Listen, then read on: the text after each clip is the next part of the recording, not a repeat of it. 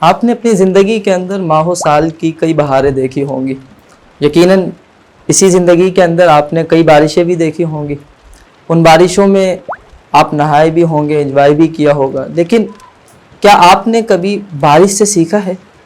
کیا آپ نے غور کیا کہ بارش کا اترنا، بارش کا نازل ہونا، بارش کا ہونا ہمیں کیا پیغام دیتا ہے، ہمیں کیا سکھاتا ہے؟ بنیادی طور پر بارش ہمیں 3 سبق دیتی ہے، بارش ہمیں 3 چیزیں سکھاتی ہے۔ نمبر 1، جس خطے میں بھی، جس علاقے میں بھی بارش اترتی ہے، وہاں پر بارش یکساں طور پر پورے علاقے پر ہوتی ہے۔ آپ نے کبھی ایسا نہیں دیکھا ہوگا کہ کسی خطے کے اندر بارش ہو رہی ہے لیکن وہاں کے خطے کے امیر شخص کے گھر پر بارش زیادہ ہو رہی ہو لیکن غریب کے گھر پر کم ہو رہی ہو۔ ایسا کبھی نہیں ہوا۔ افسر کے گھر پر زیادہ ہو رہی ہو، ملازم کے گھر پر کم، سیٹ کے گھر پر زیادہ ہو رہی ہو، نوکر کے گھر پر کم، ایسا کبھی نہیں ہوتا۔ کیوں؟ کیونکہ قدرت کا اصول ہے کہ وہ قدرت بارش جس خطے میں نازل کرتی ہے، بارش جہاں پر اتارتی ہے، وہاں سب کو یکساں طور پر بارش سے محظوظ کرتی ہے، وہاں پر یکساں طور پر بارش نازل ہوتی ہے۔ یہ بارش کا تمام جگہوں پر امیر و غریب، ملازم اور نوکر، ان کے گھروں پر یکساں طور پر اترنا، یہ ہمیں سبق دیتا ہے کہ ہم جب بھی کسی سے بھی ملیں، چاہے ہمارا ملنے والا امیر ہو یا غریب، ہم ان کے ساتھ یکساں سلوک رکھیں۔ ہماری ایک تعداد ہوتی ہے کہ امیر کے ساتھ ہم اچھا سلوک رکھتے ہیں، ان کی عزت کرتے ہیں، لیکن غریب کو حقیر نظروں سے دیکھتے ہیں، حقارت آمیز لہجہ اس کے ساتھ اپناتے ہیں۔ یہ ٹھیک نہیں ہے۔ بارش سے کم از کم ہم نے یہ سیکھ لیا ہوتا کہ ہم ہر شخص کے ساتھ اچھا سلوک رکھیں۔ جس طرح ہم امیر کی عزت کرتے ہیں، غریب کی بھی عزت اسی طرح کریں۔ اگر ہم امیر کے استقبال کے لیے کھڑے ہو جاتے ہیں تو ہمیں چاہیے کہ ہم غریب کے استقبال کے لیے بھی کھڑے ہو جائیں۔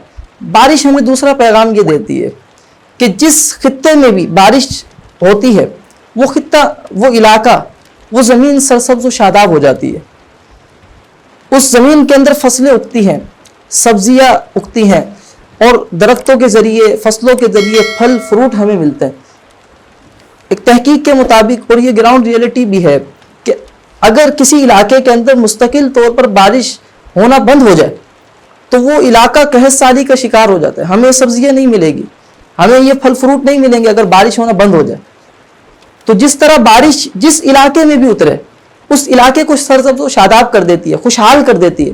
اسی طرح ہمیں یہ سبق سیکھنا چاہیے بارش سے کہ ہم جس شخص سے بھی ملیں، چاہے وہ چھوٹا ہو، بڑا ہو، کوئی بھی ہو، اس کا اسٹیٹس، اس کا مقام، اس کا مرتبہ کچھ بھی ہو، ہمارے ملنے کی وجہ سے وہ خوش ہونا چاہیے، کیونکہ یہ دور تکالیف، مصائب اور پریشانیوں کا ہے۔ کم از کم ہماری ذات سے کسی کو فائدہ پہنچ جائے۔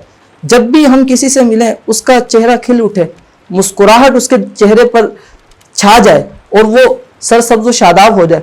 بارش ہمیں تیسرا سبق یہ دیتی ہے، آپ نے دیکھا ہوگا کہ کوئی شخص تکلیف کی وجہ سے یا کسی بھی سبب سے اگر رو رہا ہو اور وہ بارش کے قطروں کے نیچے آ جائے، بارش کے نیچے آ جائے، بارش کے قطرے اس کے آنسوؤں کو چھپا دیتے ہیں۔